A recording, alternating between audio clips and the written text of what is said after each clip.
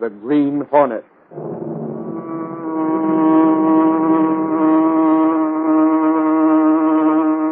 He hunts the biggest of all game, public enemies that even the G-men cannot reach, the Green Hornet.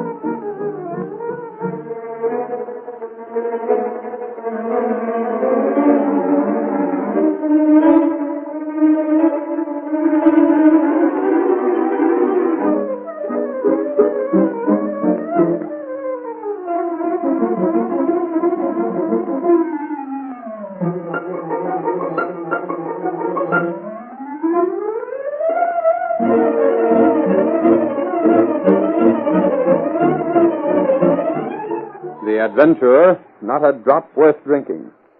The events and characters depicted in this drama are fictitious. Any similarity to actual persons, living or dead, is purely coincidental.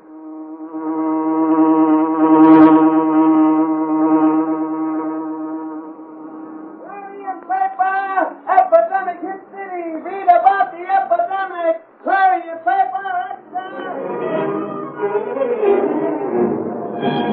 Sentinel will not publish scareheads like the Clarion. Why should we alarm people needlessly? Clarion paper! Read all about the epidemic! Extra Clarion paper! Analysis of over 50 samples of milk taken at random convinced me that we must look further for the source of contamination, which gives rise to the present epidemic. Signed, Grant, City Health Department. In my opinion, the present epidemic is nothing about which to become alarmed. Such an ailment occurs with the present frequency about once every 7 years. I believe this spring is simply the time for the recurrence of such an epidemic. Signed, Dr. Holmes. Samples of the city water supply show no trace of contamination. Signed, Fox, City Chemist. The public is advised to boil all drinking water. Signed, Health Commissioner. Clarion paper! 10 new cases of fever in the last 24 hours! Clarion story of epidemic! It is quite possible that a contamination exists in the water which cannot be isolated. Brigham, M.D. I demand an investigation be conducted. Maybe our purification system has failed. In my opinion, there is nothing about which to become alarmed. Boil all drinking water.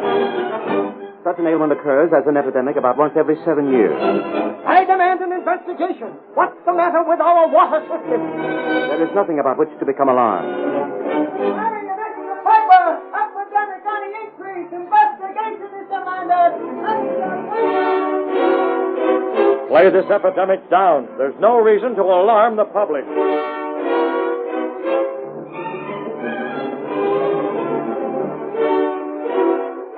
I'll tell you why I sent for you, Dr. Holmes. You've been one man who's kept a level head through all this scare.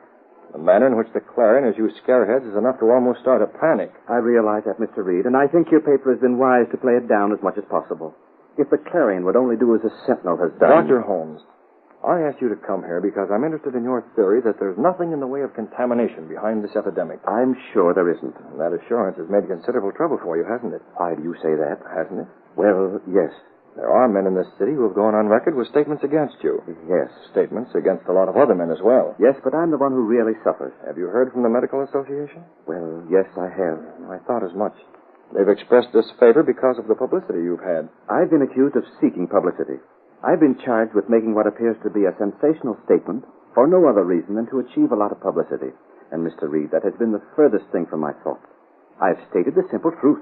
That's what I thought, Dr. Holmes. But it would appear that people don't want the simple truth. Burton has been pretty noisy in his demand for an investigation of the water supply. It has been investigated, Mr. Reid. The water supply is perfectly all right. The water is not contaminated. There's a lot being said against the officials who agree with you. I know. Are you acquainted with George Tyler? Very well. He's been the brunt of some mighty bold charges. Simply because he insists that the water system is perfectly all right. Burton accuses him of all manner of outlandish things. Tyler is an honest official. It's too bad there aren't more like him. Did you hear about the row between him and the city chemist? Oh, you mean Fox? Yes. Well, I didn't know there was any argument. A bitter one. Tyler went to Fox's laboratory yesterday afternoon. Fox was bending over a microscope, and on his bench there were samples of water, each one of which had been tested for various elements and bacteria. Fox had already submitted a report to which Tyler referred. You contradicted your original statement, Fox. Oh, hello, Tyler. I didn't hear you come in. I said you contradicted your original statement. You said at first that there was no contamination in the water. That was before I made these last tests. You just released the statement. And announced the existence of bacteria that might cause the present epidemic of fever. May I see your laboratory notes? There they are. Have a look, if you can understand them. I'm not much of a chemist, Fox, but I do know something about our present system for purifying the water. It's obsolete, for one thing. Oh? Is it? It must be. Take a look at those reports. Take a look at this slide on the stage of the microscope. It's fairly crawling. Really? Emphatically. Fox, I wonder what made you change your opinion so suddenly, so radically. Well, these tests. And where did that water come from? Right from that tap. Are you doubting me? Oh, no, Fox. No, I wouldn't doubt you without more proof. Proof? Proof of what? Mr. Fox, there are certain interests that would like very much to sell the city a new water filtration plant. It would cost hundreds of thousands of dollars and represent a tremendous burden to the already well-burdened taxpayers. It would mean that water rates would have to be doubled, and it would line the pockets of the firm that installed it. Which is the more important, the public health or saving a few cents a month for taxpayers? Both are important. The first is essential. Public health must be guarded at any cost. But we do not need a new system. You say that in the face of what my report shows? I do. I've had my own chemist analyze the water. Oh, I see. I guess you're hedging around for a cut-in on the graft, huh? Fox. Yeah. Maybe you have the idea that the Maxwell Company will hand you a few grand to okay the new water system. I have the idea that they've already done that. For you. You'd better prove that statement before you make it public. Perhaps I will. I could hear most of what was said because I was just outside the door. I didn't mean to eavesdrop, but I did want to speak to Fox. Then I heard George Tyler mention my name.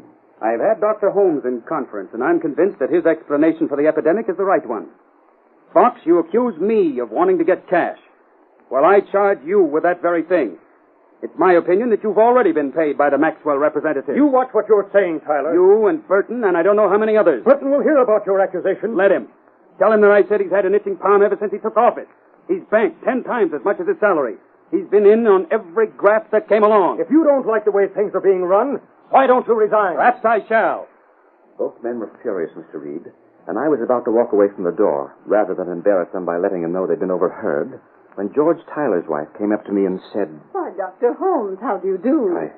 I was rather surprised, and I didn't want her to go in where Fox and her husband were arguing. What did you do? For a moment, I didn't know what to say, but I was spared the trouble of saying anything because Tyler came out and... Oh, hello, Mary. Hello, George. I've something to tell you. You know Dr. Holmes, of course. Of course. Perhaps he'd be glad to hear what I have to say. Let's go over here where it's a little more private. I think perhaps I'd better go along. Oh, please come, Doctor. Come along, Holmes. You and I may have a little trouble on our hands before the week is finished. I went with Tyler and his wife and realized that whatever charges were made against Tyler would quite possibly be made against me as well. I knew that Fox was a man who would stop at nothing, and that he was in a position where his word could not be questioned. Then Mrs. Tyler told why she came to see her husband. Never mind how I happen to hear this, but take my word for it, George. It's the truth. What is, Mary? There's a man in town by the name of Gaylord. Have you heard of him? Heard of him? I should say I have. Gaylord is the man who's trying to sell the city the new water system. That's what I understood. He told certain people that he already had spent around $10,000 in the right places. And he's reasonably certain that he'll persuade the city that the epidemic is caused by the drinking water. But that is not the case. I'm willing to stake my professional reputation on my statement. Gaylord, Burton, Fox. I wonder who else has sold our city short. There you have it, Mr. Reid. I've talked off the record, you understand. I'm glad you confided in me like this, Dr. Holmes. Tyler is a patient of mine. This thing has hit him hard. The charges in today's Clarion will hit him even harder. Charges? You expressed the idea that Fox might talk. Well, he has talked. He's hinted that Tyler is waiting for a chance to cash in. He has no basis for That his claim. forestalls anything that Tyler might say. Mr. Reid, is there nothing that can be done to give the public the truth? Not without actual proof. Is the word of Fox absolutely final? Fox is in charge of the city laboratory. He's made the test. Uncontaminated water. He claims it's the water from the tap. That can't be true. And even if it were, he has no proof it's that water which is causing the present epidemic. Dr. Holmes, the Sentinel will do what it can to investigate. You have my promise on that.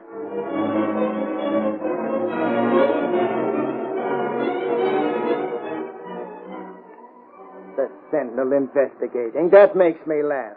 Have any reporters annoyed you, Fox? Oh, they came around my laboratory, Burton, but I won't let them bother me. My investigation is showing beyond the shadow of doubt that our method of purifying water is archaic, obsolete, old-fashioned, and not thorough. That's exactly right, Burton. Now, the Maxwell system, which I've been trying to sell to your city... You needn't sell me, Gaylord. I'm sold. But I haven't seen any signed contracts yet. What about them? You just give us a little time. I'm giving another radio address tonight. Radio is the thing. I'm going to come right into the home of every citizen in town and show them the risks that lurk in their water faucets. Good. Show them how certain of our backward city fathers are unwilling to keep step with progress, and show how the added cost for your system will mean practically nothing. The added cost will mean less than 2 cents a day. Now, my friends, figure that out. The average family is 5 people. 2 cents a day for good health for a family of 5. Less than half a cent a person. And for that trifling sum, certain people still maintain and insist that we shall adhere to the same drinking water that has been used for the past decade. Suppose the auto industry stood still. Suppose all industry refused to admit progress. You would still be listening to me on headphones. Perhaps you would never know the thrills of radio. Rabble-rousy. What's the matter, Mr. Bitt? Now, that fellow Burton, Kato, his is the type of voice that can make you hate anything he sneers at. The type of voice that hypnotizes the public. He has them thinking that 2 cents a day is a mere trifle. But he doesn't tell them that it means 60 cents a month, nearly $2 more on the quarterly water bills. And that means that the water bills will be practically doubled. That's right, Mr. Bitt. I can't even think of a way for the Green Hornet to act in this situation. But you might try. Try? Well, how can I try? What can I do? Suppose the Hornet did call on Fox, or Burton, or even Gaylord, who's passing out the money. There's nothing to work on. Unless what, Mr. Bitt? Unless I could get you into Fox's laboratory. You know chemistry, Kato. Yes, Mr. Bitt. Perhaps you could run some tests on the specimens he's already tested, if they're still there. If he has equipment. No, there's plenty of equipment there, Kato. I wonder if we could get into the laboratory tonight. We might try. It's worth the effort, Kato. I want to be sure of just one thing before we go any further. What is that, Mr. Bitt? I want to be sure that Fox has lied in his reports on the analyses of the city water. Is the car ready? Yes, Mr. Bitt. It's ready. Bring the mask and weapon in, and let's see about getting into that city laboratory.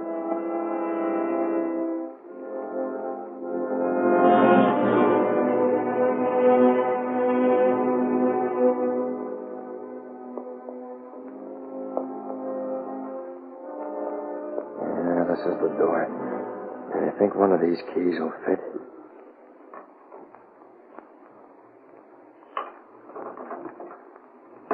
Yeah, there we are. What about the light? And we can't turn on the ceiling lights, Kato. There's a lamp on the bench there. Use that and the electric torch. You'll have to run your test without any more light than that. I try. I wonder if he's left the samples here after testing them. Yeah, those flasks might be.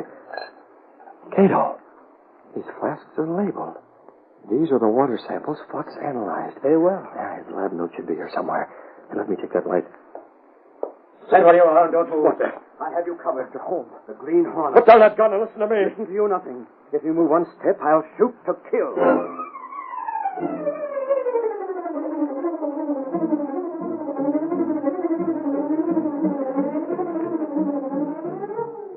The curtain falls on the first act of our Green Hornet drama. Before the next exciting scenes, please permit us to pause for just a few moments.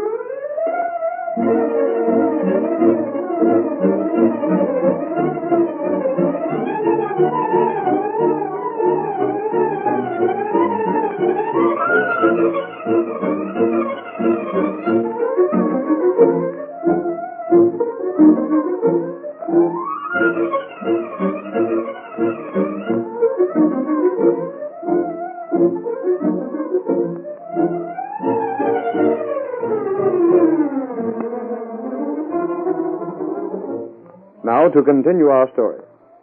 A single desk lamp casts a faint glow of light in the chemistry laboratory as Dr. Holmes, gun in hand, faces the Green Hornet. So you are the Green Hornet. What are you doing here, Holmes? Aren't you in trouble enough already? Trouble? I'll go the whole way now. I'm here to prove that Fox lied. I'm here to conduct my own analysis with the same equipment Fox used. I'm here to learn the truth for myself. Burglary on top of the other charges, eh? Burglary? What's a thing like that to me?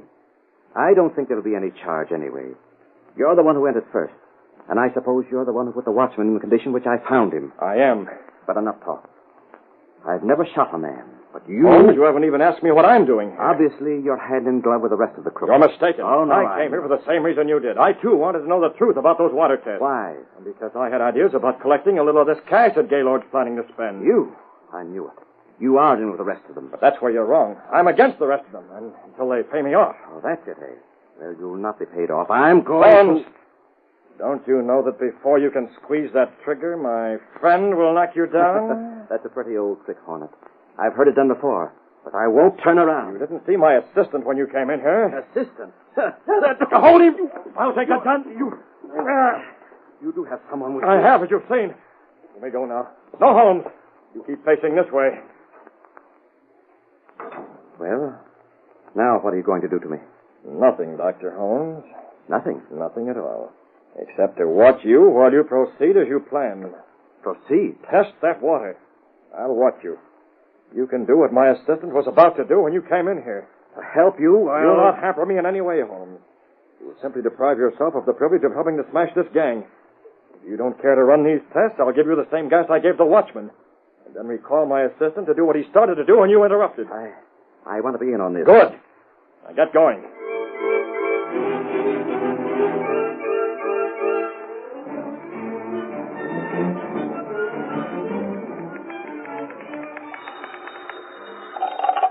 Mr. Reid's office? This is Dr. Holmes calling. I would like to speak to Mr. Reid in person. One moment, Dr. Holmes. I'll tell him. Yes? Dr. Holmes is calling. Do you want to speak to him? Oh, yes. Put him on my line. One moment, please. Hey, Casey. Is the boss in? He's talking on the phone right now, Lowry. Wait around. And how? Say, it looks as if the council is going to close a deal for that new water system. Not really. No fooling. And if they do, it's the biggest piece of graft this city's ever seen.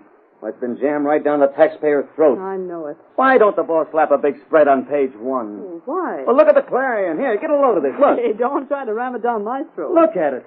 The way they play up the sickness. The way that Dr. Holmes has been treated. The way Burton accuses George Tyler. Yes? Get George Tyler on the phone for me. Very well. Tyler? What's the boss want of him? Anyone else, Mr. Reid? Was that Lowry out there? Yes, he's here. Well, tell him to stick around. Things are due to happen. Do that happen? I also want an outside line. I have 2 calls of my own to make. Yes, sir. In this case, Dr. Holmes will be around shortly. Please ask him to wait in your office. Very well, Mr. Reid. Why does he want Tyler here? I'm sure I don't know, Lowry. He told me just what you heard. And Doc Holmes, why is he coming here? How do I know?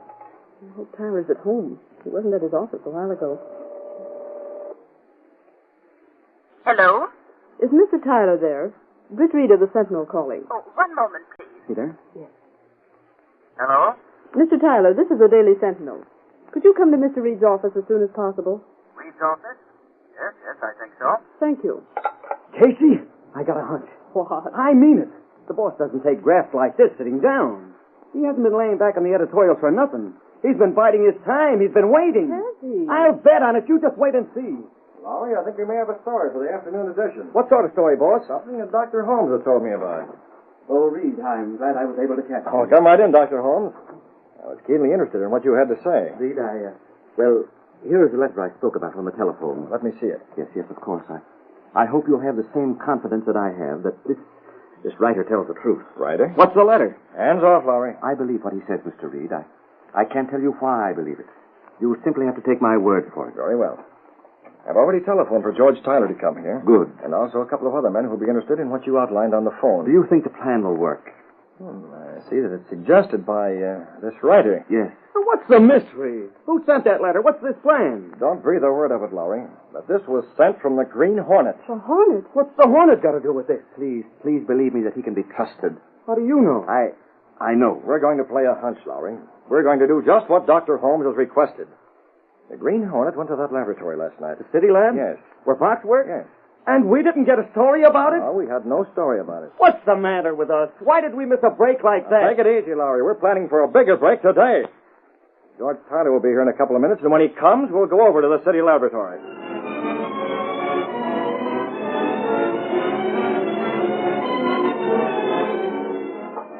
The city chemist was in his laboratory with Burton and Gaylord. There seemed to be a bit of misunderstanding. But I don't know who sent for you two. I certainly didn't.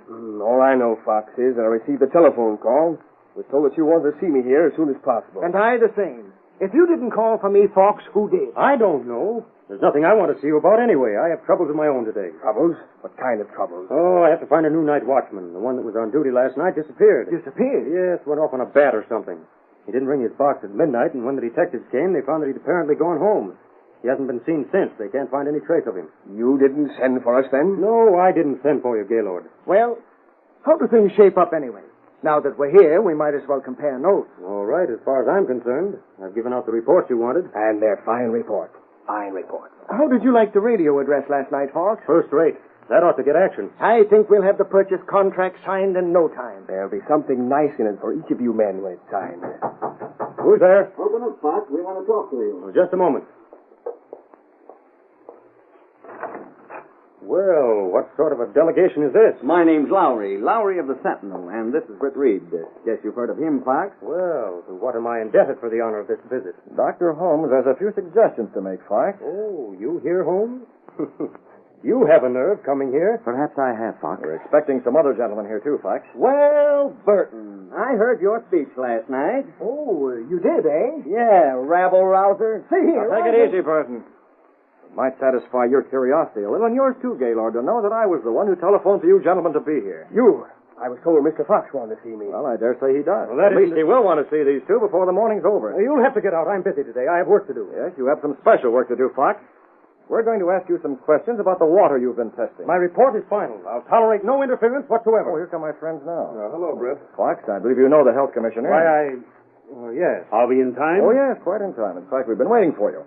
Allow me, Fox, to present, in case you don't already know him, to present the Commissioner of Police, What is the meaning of this? President of the City Council, and His Honor the Mayor. Let's proceed with this plan you outlined, Reid. Very well. What sort of a game are you trying to play here? You wouldn't toss these gentlemen out of your laboratory, would you, Fox? Gentlemen, Dr. Holmes has suggested that you come here and witness a test on the water samples Mr. Fox has in those flasks on his bench. I've already tested that water and turned in my report.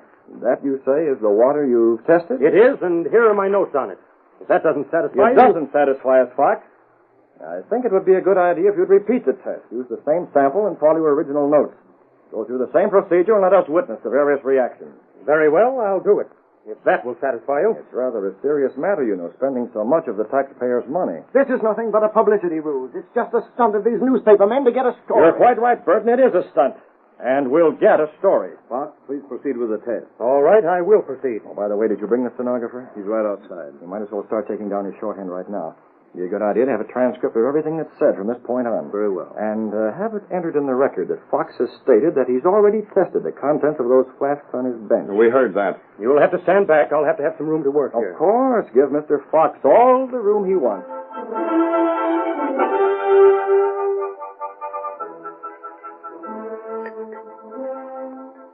The city chemist proceeded with the experiment.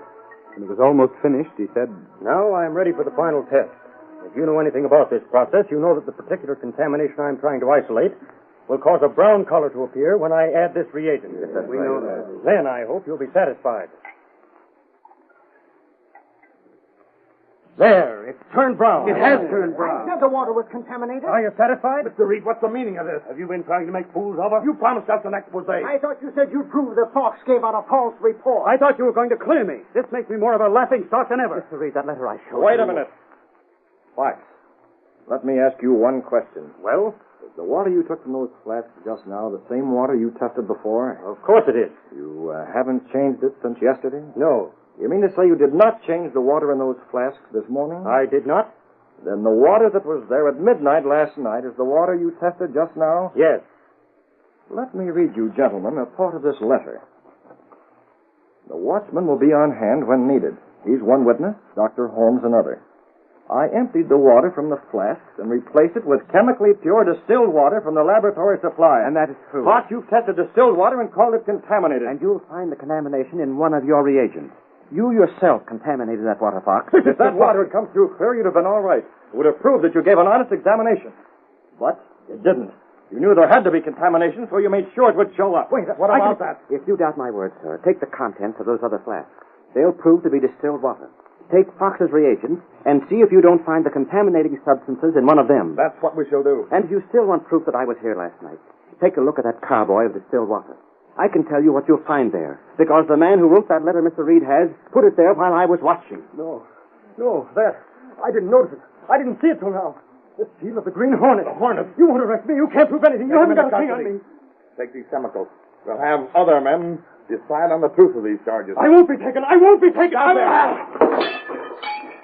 That's sacking him, boy. That'll hold him. I think his actions denote guilt. They do.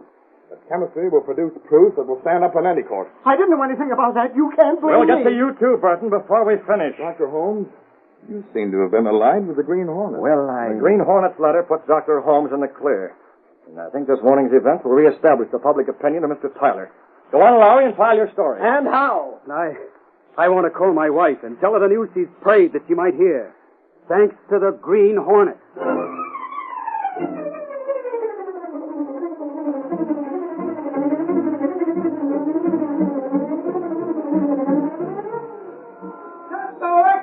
Pepper! Read all about the expose!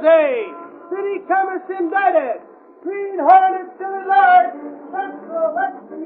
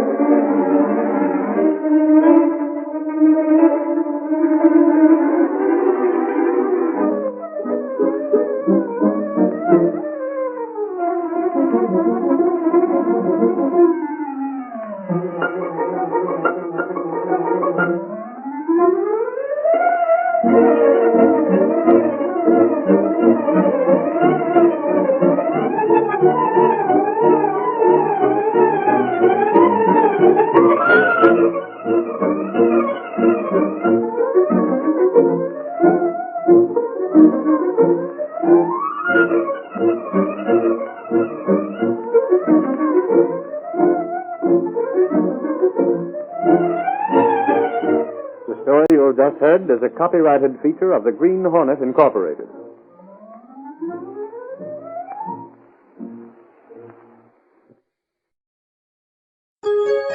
VintageRadioshows.com. The Green Hornet.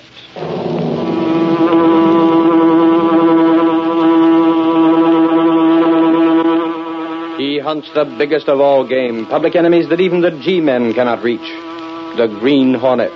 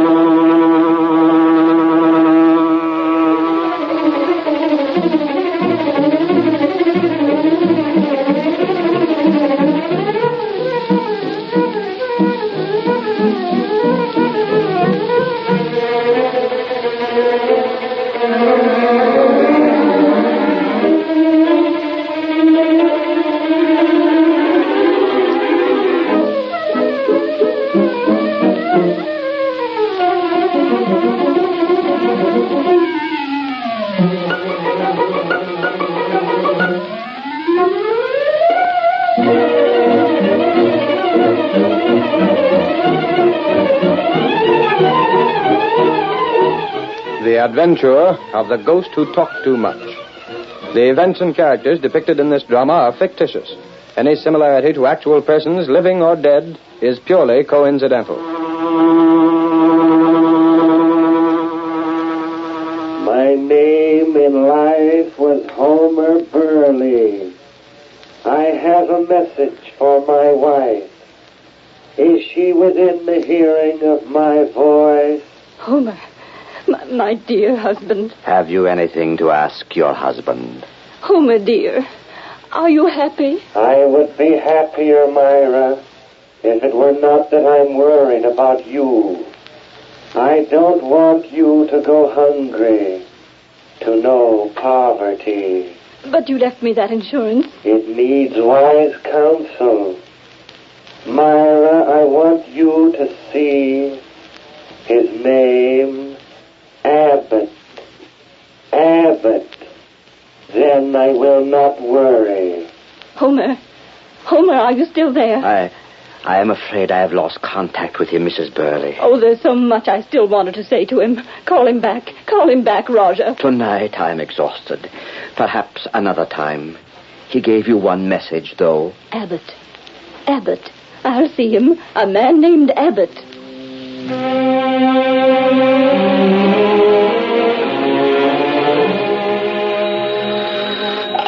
Mr. Abbott's office. An appointment? Have you met him before? Very well. Please come at 3 tomorrow. Yes, I'll put your name down. Thank you. Goodbye.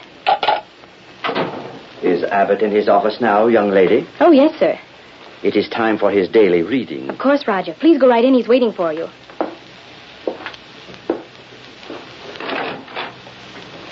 Well, Roger. The time has come, my friend, for a study of your day's horoscope. My checkbook, you mean? That's it, Abbott. How is business? Going good. Since you moved into that swank headquarters. I had a couple new ones in yesterday and called back their husbands. Women with cash? Of course. I made sure they had dough before I went after them. Good going. I'm branching out some more, Abbott. I'm putting a girl in to do nothing but check on the death notices and adding another woman to the sales force. Sales force? Of course. After I've learned considerable about a certain widow, she has to be sold on the idea of coming to me for an interview and a sitting, doesn't she? Well, I'll be... Roger, you're all right. Furthermore, Abbott, we're not going to be quite so barefaced in taking their cash for wildcat stocks. What do you mean by that? Precisely what I said. We're going to run this office of yours more along the lines of a dignified brokerage house and actually make some legitimate investments for some of these people. We can run a lot less risk with the law and still make a big thing of the business. Now, look here, Roger. Suppose you run your crystal-gazing emporium and let me run this investment office. As long as you run it along the lines I consider intelligent, you may run it. Otherwise, I will interfere. But I'm all right. I don't propose to see both of us land in prison, you see. I've done all right so far. And I will see that you continue to do all right. Now, how much have you taken in since yesterday? Mrs. Wilder came in with $5,000 to invest. What did you do with it? Sold her some Continental Merchant stock. That is utterly worthless. Sure. But she won't know that for a long time. The profit on that deal was $2,000. Anything else? That's all. Abbott, you are a fool to try and double-cross me. What do you mean? Do you think I have so many facilities for gathering data without using them for the most important angle of my business? You seem to forget a matter of $500 you took from a woman named Joyce. Moreover, Mrs. Wilder left $10,000 with you, on which my share amounts to $4,000. Who told you I'll that... take the money in cash, Abbott, and don't take such risks. I might decide to find another broker to work with me. You try that and I'll land you in jail. You will land me in jail for what? You're in this racket as deep as I am. That's a matter of proof, my friend.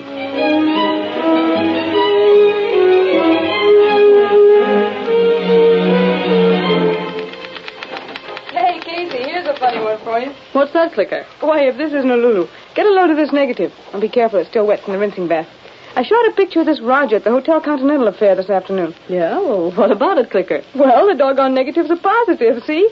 That palooka has such a dark complexion that he shows white on the negative. Now, ain't that something? Who is the bird, anyway, Clicker? Oh, Roger something or other. I didn't cover the story, just took a couple of shots of him. He's the new rage of the society dames. What's he do, look into a crystal or something? Oh, he does all the tricks. crystal reading, spirit tapping, table tilting. I was talking to a couple of dames over at that meeting, and they claim he brought back the spirit of their dead husbands. Ridiculous. Well, I'm just telling you what they told me. Boy, would I like to try to get a photograph of one of those spirits. Good afternoon, Miss Case. Oh, hello, Miss Benny. Hello, Mr. Reed. I didn't know whether you'd be in or not today, Mr. Reed. Well, I usually get in once during the day. I was just showing Miss Case this negative, Mr. Reed. It's that new sensation in the spiritualistic world. Who's that? The Roger. Oh, a couple of the girls were talking about him last evening. I tell you, that guy's a sensation. He's got everybody talking about him. He also has a good press agent. He's hammered at us from the time he first showed up in town. Sent enough stuff in the office here to fill half a dozen of Gunnigan's wastebaskets. No wonder I'd never seen any of it. Gunnigan is allergic to fakers, fakes, and racketeers. And press agents. No wonder the stories on the Roger didn't get by him. He probably thought you might let one of them see print. Well, you suppose this Roger really has something on the ball? He's got just enough on the ball to make himself a fortune. But you know, Mr. Reed, there are no ghosts. I'm surprised that the law doesn't step on a man like that. I don't know why the law should. Well, in the first place, he's obtaining money under false pretenses. Yes, but Mr. Reed, he really does give people some comfort. Don't you think so? Comfort? Maybe there's something to that, Mr. Reed. I hadn't thought of that angle. If it gives a woman comfort to think she's hearing from her departed husband, well, it's surely worth whatever Roger charges. Unless he goes beyond that. What do you mean by that? I've heard of men like that aren't satisfied with the fees they charge. They suggest investments for people and use that as a means of robbery. However, we have a newspaper to run. Look here, Mr. Reed. Yes? I'd give a week's pay for the chance to take some pictures at one of those seances. You'd give a week's pay? Boy, that would be something new. Why not let me sign up for one of his weekly meetings and take along a hidden camera and some flashbulbs? Maybe if the ghost appears, I can get a picture of him. Picture of a ghost? Wouldn't that be something? Miss Benny. Huh? The Daily Sentinel couldn't endorse such an unethical proceeding. Well, that's what I was afraid of. I'll be in my office, Miss Case, if anyone calls. Very well. And, by the way, if someone should happen to already have a good picture of a ghost taken at a seance, I'd be interested in seeing it. We might use it for a Sunday magazine picture. I get it. Look here, Casey. Don't you worry about someone just happening to have that sort of a picture. I'll be around with one inside the next couple of days. Hi, you clicker. Hey, Click, how's a girl photographer these days? Hi, gang. Hey, Lowry. Huh? This way, fella. I want words with you. Oh, what's up? Come on over here where the super snoopers won't get an earful of my plans. I need cooperation, and you're the guy to give it to me. Right here will do. Sit down on the edge of the desk or someplace. I got to make a call. Look through that drawer, will you? For what? See if you can find that small camera of mine, the Leica. Candid camera shooting, huh? And how? Here's the number. Hey, did it ever occur to you that you could clean out this drawer sometimes and make things easier for yourself? Careful you don't break any of those filters. Hey, Scott, how do you know what's in here? There's the Leica down at the bottom. Pull out that photo flash attachment, too. Where are you going? We're going to a spiritualistic seance, Lowry, and get a picture of a ghost. Hey, have you gone screwy? Maybe so. This what you want? That's it. Close the drawer now. I'm going to try to horn in on one of the meetings this Roger has in that new swanky apartment of his. You go out of your way looking for trouble, don't you? Wherever there's trouble, there's a picture, Lowry. And I'd go a long way for a good picture. How much money you got? Money? What's that? No fooling. Borrow a couple of bucks, will you? I got to get a couple of flashbulbs and... Say, Lowry, have you got a suit that's pressed? We have to dress up to go there? Well, you have to look civilized. The Roger has quality folks at his meetings. Oh, here he is now. Is this the Roger studio? Well, I'd like to know if it's possible for me to attend one of his meetings. One of the seances, you know.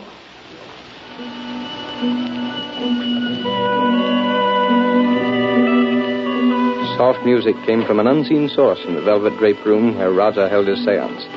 In the incense-filled atmosphere, amid luxurious furniture and silk tapestries, a well-dressed group of people awaited the appearance of the Raja himself. Slightly apart from the rest sat Clicker Binney, trying to show the same wide-eyed expression of awe the other ladies showed. With her was Ed Lowry. Clicker. This place smells bad. Shut up, Mug. That's incense. Yeah, well, I wish we were out of here. Scared? Oh, my eye. Now get things straight. You keep that reflector with the flashbulb under your coat till the lights are out. And get it set and ready. You've been over all that before. Well, don't muff it. Point the reflector at the ghost, and when I click the shutter, the bulb will go off. And we'll go out on our ears. That's okay by me as long as we get the picture.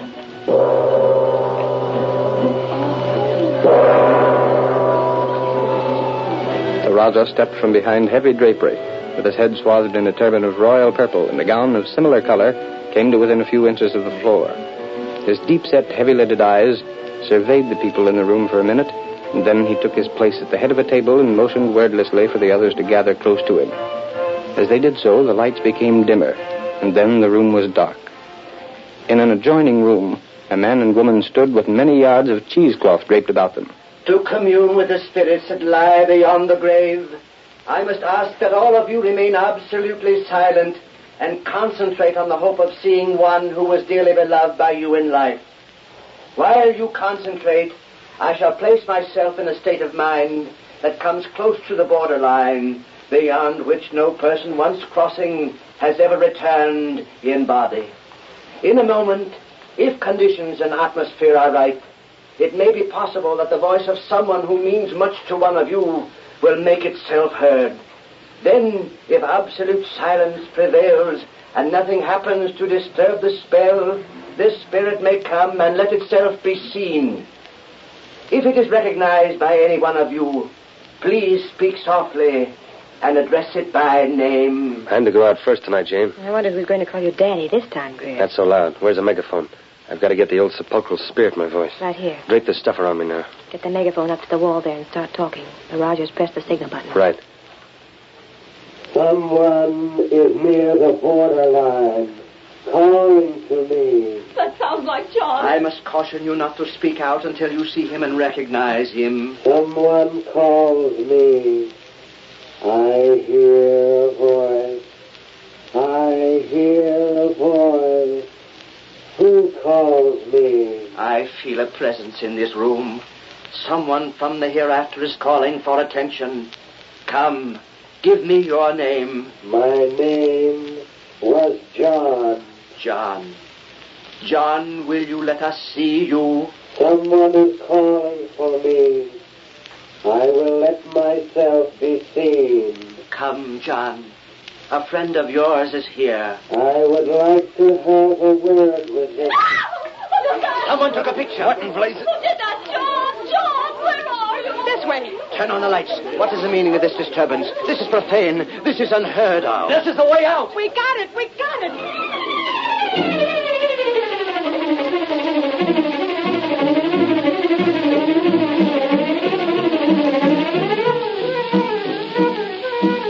The curtain falls on the first act of our Green Hornet adventure. Before the next exciting scenes, please permit us to pause for just a few moments.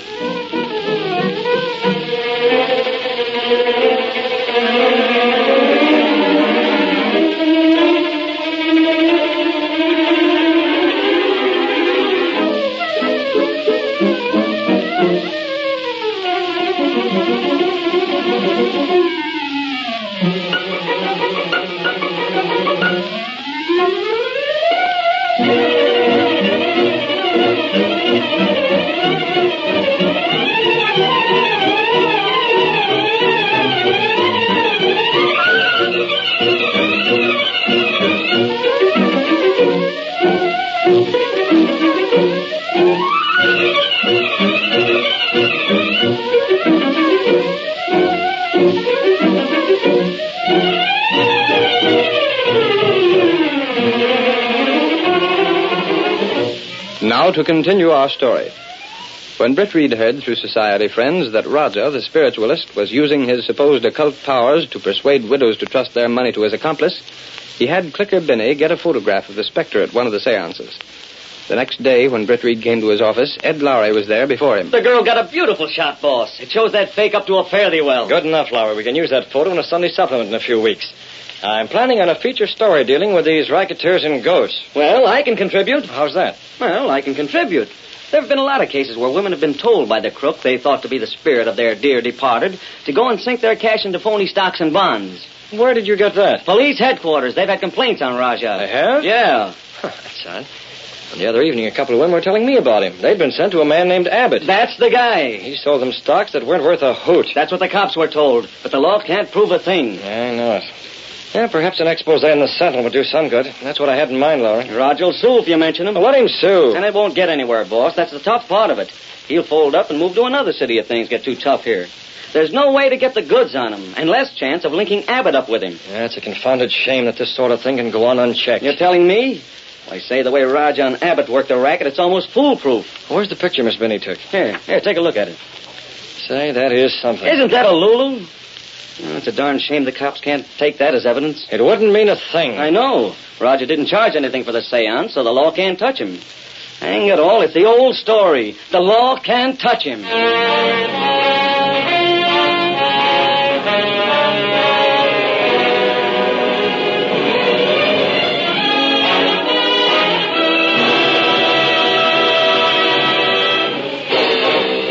The law couldn't get at Raja and his racket. But Britt had deeper plans when he arranged for the picture to be made. We find him in his apartment with Kato, his faithful servant and the only living man to know him as the Green Hornet. This picture, Kato, shows me how the ghost appears and where he comes from. Yes, Mr. Britt. In my careful study, I can get a fairly good idea of this man's face in spite of the gauze that's draped over his head. Yes, sir. And I think that with that, I can step out at the next seance. What are you going to do? Give the Raja the shock of his life. How? The Green Hornet's going to a seance. The next ghost that Raja summons from behind those drapes is going to have altogether too much to say. Now we've got to make some plans, some rather elaborate plans. Yes? You'll be in on them. He uses a phonograph, Kato, that's probably played from the same back room that the ghosts wait their turn in. What about that? Now, let me see. Abbott, that's the name of the bird that handles the financial end. Yes, sir. I'm going to give him an invitation to the next seance. I wonder what he'll have to say. He won't dare say much in front of the guests. Neither will the Raja. But after the guests have gone, I wonder.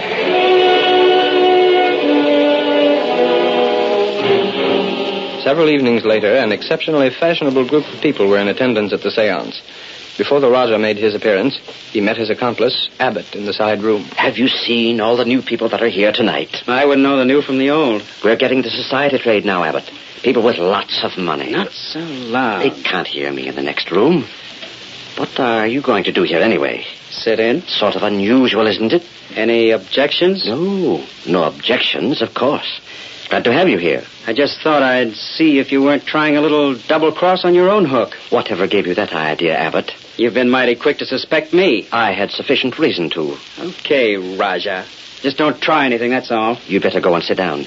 I'm going to start in a couple of minutes. Right. This should be worth watching. You fake. Greer. Ready for the music? Yes, you may start the recording now. Give them a good show tonight, Greer. Now, Jane. Yes? You're to be the daughter of James Stillwell. He is in the group. Drowned last summer, didn't I? That's right. I have the part memorized. Good. I'll go and start things. I'm going to ask that guy for a raise and pay one of these days. I'm worried about that picture someone took the other night. Haven't heard anything from it. What's there to worry about? I don't know, Greer, but just the same. Keep still. They can't hear it. Who? That mask. Keep your voices down. You'll regret it. What's the matter with... Steady, you crook. You're going to take a little nap. You went out nicely, young lady. Yeah, that's it. Just lay right down here. All right, Kato. You can come in now. They made no noise. Yeah, that was the big gamble. But I guess they've grown so accustomed to keeping quiet back here that they did it subconsciously. How's that? You want it? Very well. Hurry and get it set on that machine. Yes, sir. Now, work it in. Let me see. Oh, there's a good place to hide. Police. Can I have the car ready right outside the window? Yes, sir. What time is it now? 10 o'clock. We've got to handle things just right. Stop the machine. If it is recognized by any one of you, please speak softly and address it by name.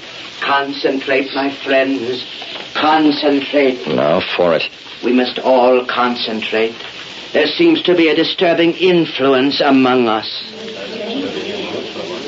Is there someone called Lucia? That's me. Concentrate, my dear. Concentrate. Do you speak from the hereafter? I speak to someone called Lucia. Vincent. Vincent, is that you? You wish to ask me something? Something is wrong. Yes. Yes, tell me, dear. Are you happy? Yes, Lucia. I am happy. Before you left, I never knew. Was there any pain? Did you suffer, dear? There was no pain. We miss you so much. Lucia, there is one thing you must do. Yes. Yes, tell me. It can save money. Yes. Yes? You must invest your insurance. Take it from the bank and invest it. But I don't... Hear me, Lucia. A good investment house. The Gurney Sanders. What? Concentrate, please. Do not disturb the spell. I remember the name. Vincent, tell me. Tell me a little more. Vincent, I can't see you now. Tell me a little more. Vincent! Concentrate. Concentrate, my friends. Do not break the spell. Someone whose name is Elizabeth. That's my name. Elizabeth, your brother sends you word through me. Yes, my brother. Where is he? He couldn't come. He sends you a word. Do not trust any but the firm of Gurney Sanders with your investment. Do you understand? Yes, I understand. My brother was always afraid I'd... I can do no more. I can do no more tonight. There is a disturbing influence here. The seance has ended. I am not well. Please, the lights. Another time. But please, now, go. I want to talk to Vincent again. Another time, please. My brother. Can I get more word from my brother? Another time, I tell you. Go, get out, leave me. I am not well. The Raja turned up the lights, and the amazed people were hurriedly sent from the luxurious room. All but Abbott, who remained behind until the others had gone. And then... You dirty double-crossing crook. It's a good thing I came here tonight. Abbott, believe me, there was something wrong. I don't know what happened to Greer. I can tell you what happened to Greer.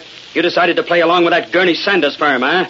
I got the tip-off on that, Raja. That's why I came here tonight. You're crazy, I tell you. Oh, no, I'm not. You're the one that's crazy to think you could put something like that over on me. Maybe you thought my office wasn't swank enough for the society swells you had here, huh? No. You had Greer all primed to give that stuff out. Then when you saw me, you didn't get a chance to change the instructions. It isn't true. Oh, yes, it is. I'm not a blind fool, you know, Raja. Well, don't get the idea you can double-cross me. All right, you blustering idiot. Just what do you propose to do? I'm going to smash you. Oh, no, you're not. Maybe you're the one that took that picture the other night. I don't know what you're talking about. Maybe you thought a photograph of one of the ghosts would smash me. Well, let me tell you this. I know the law, and I've stayed inside the law.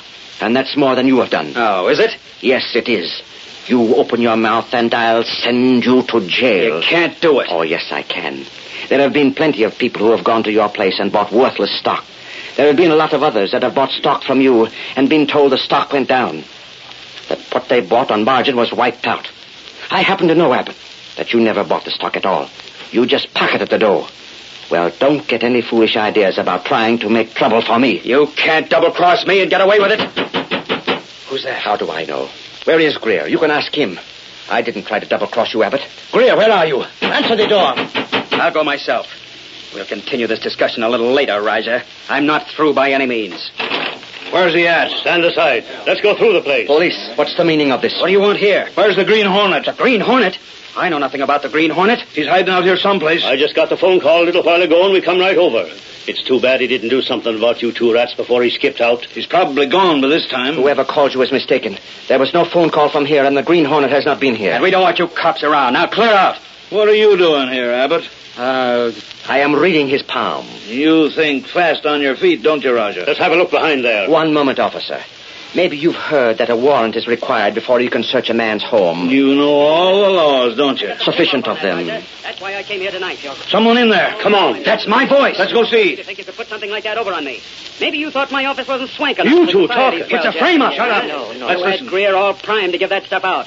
Then when you saw me, you didn't get a chance to change the instructions. It isn't true. Oh, yes. Let me out of here. Right where you are. Turn that thing off. Quiet, Roger. Looks like we got the goods on you at last. Let me go. Let me out of here. No, you don't. Not so fast. That record will hold in court. Hang on to these two. We're taking you both in and that record as well. No, it's a frame-up, I tell you. You can't do it. Let me go. This intrusion. You have no warrant. We're taking you guys in without a warrant. Take that record along. Who did it? Who did it? Hey, look over there. Those two on the floor. Holy mackerel. What's happened to them? It's Greer. You're helpers. I knew there was something wrong. I told you, Abbott. I told you that Greer wasn't the one who appeared. They're alive, all right. Just knocked out. Yeah. We better call the boys and have the wagon sent over. This thing's bigger than we thought. Yeah, take that record so we don't lose that. I've got it. And hey, holy cats, look at this. I get it now. We were sent over here to get the Green Hornet. Okay. Look what's on the record. The mark of the Green Hornet. There he goes. He's outside. He sneaked out this window. Boys, I'd say offhand the Hornet framed this whole thing. I told you we were framed. It won't hold in court. Oh, yes, this will hold in court, Raja. And for once in his life, the Green Hornet's done a good turn for the police department. Ladies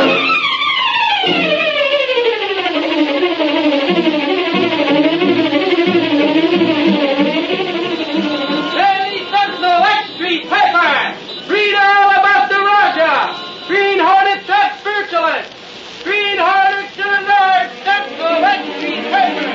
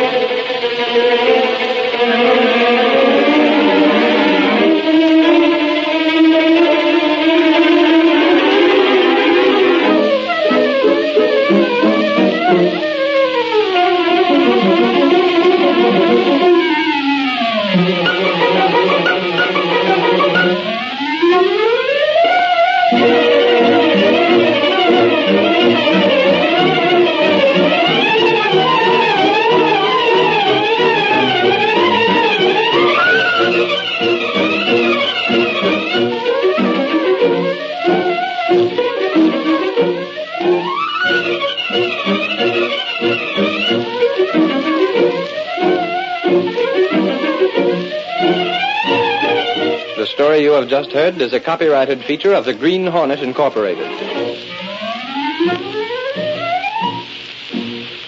The Green Hornet.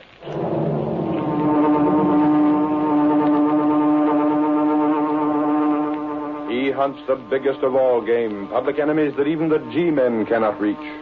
The Green Hornet.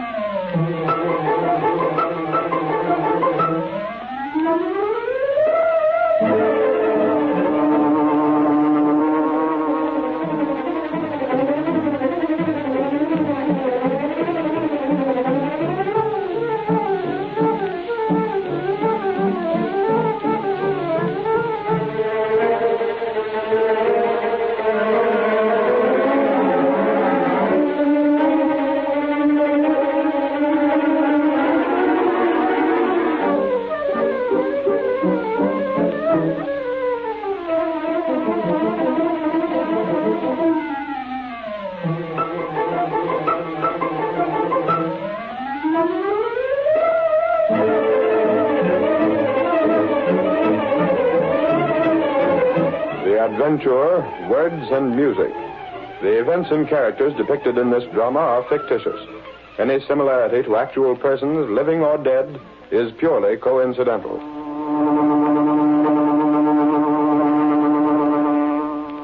Let successful radio, talkie, and recording artists show you the glamorous road to fame and fortune. Write the words and music for a song hit. Let the 3 J's, Joe, Jack, and Jim, do the rest. We publish and distribute. We guarantee to put your song in the hands of leading movie producers, orchestras, and radio stations. Get out of the rut. Write a song. How's that sound for an ad? Joe, you ought to quit music publishing and go in for ad writing. That'll get them. Sounds good, Joe. But you ought to have something about send for our free booklet and full details. Oh, I got that here, right down at the bottom. Now, the idea is that we'll run this in all the cheap magazines with a blank to be sent in. We've fiddled around with this racket long enough. Now it's time to branch out. That's the idea. Get into a nationwide business. Hold on, Jack. Maybe we should get a lawyer to look things over. We'll be using the mails, you know. I talked to the lawyer, Jim. We aren't breaking any laws. What about that line, submitting songs to radio stations, dance bands, and all that? We will. We'll submit them. If they toss them in the wastebasket, that's not our worry. Okay. Another thing the lawyer said. What's that? We ought to protect each other. I got some contracts here, see? Contracts for what? We all sign them. It's a partnership agreement so as we don't break up. Break up? Yeah. Suppose one of us lands a job with a radio sponsor or something. None of us could. You know that, Jack. We worked as a harmony trio. We're washed up as far as that stuff goes. Maybe your pipes were never good for solo stuff, but Jim can do a good tenor. Oh, not me. I'm for the publishing racket. There's big dough in it. And we don't have to worry about commercial contracts running out. Just the same, we should have an agreement. If one of us pulls out or dies, the other two get his share of the work. That's fair enough, Jack. Sounds all right to me. I thought it'd be okay with you two. If we're going into big business, we might as well be organized right. And what about this ad? Is it okay with you two to go ahead and run it? Sure. The sooner we get started, the sooner the dough will begin rolling in.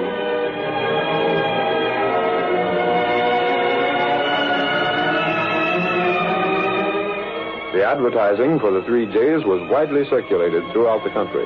And a few weeks later, cash came pouring into the publisher's office with every mail delivery.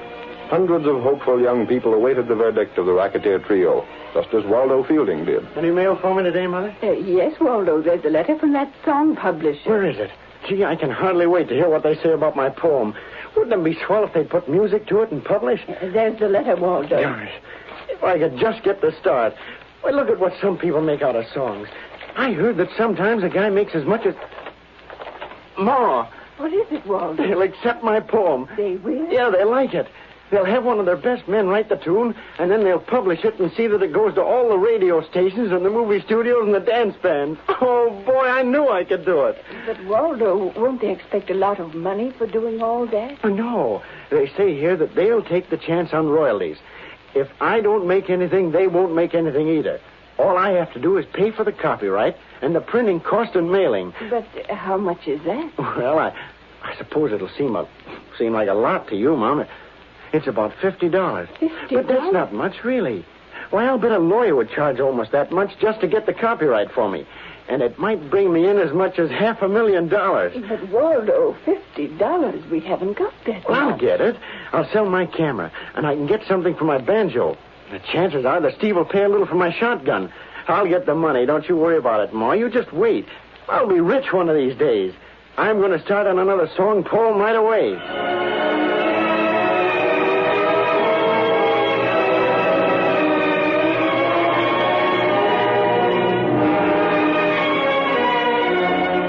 Several more weeks elapsed, and Joe, Jack, and Jim found a veritable gold mine in their venture. They expanded in their advertising, moved into larger offices, and then one day... Hey, Joe. Jack. Yeah, Jim? The better business people have been checking up. So what? They don't like our way of doing business. Oh, they don't, huh? Well, isn't that too bad?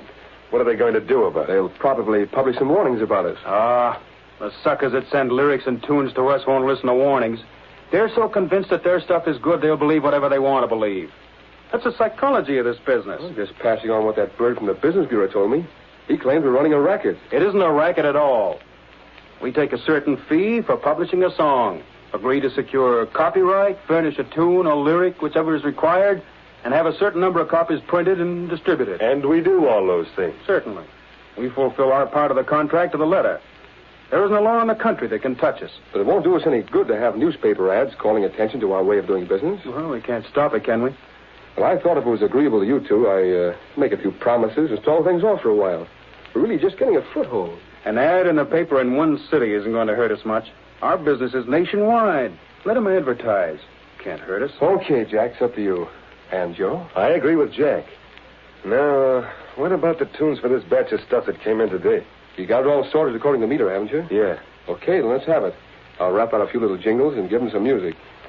Seems to me it's kind of risky using the same tune for half a dozen different songs. Nah, the stuff never amounts to anything.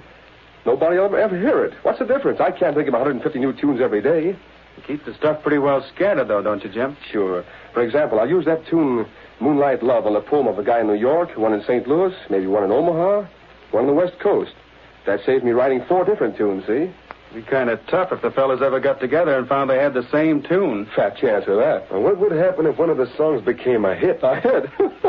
That's a good one, Joe. How can any of this stuff ever be a hit? We'll see to it that it isn't. I wanted to speak to you. We're in conference. What do you want here? My name is Fielding.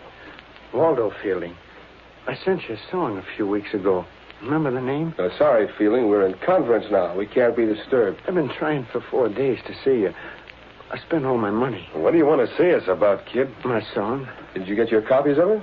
Yes, sir, but I wondered if there hadn't been some sales made. Where are you from? Simmons Corners.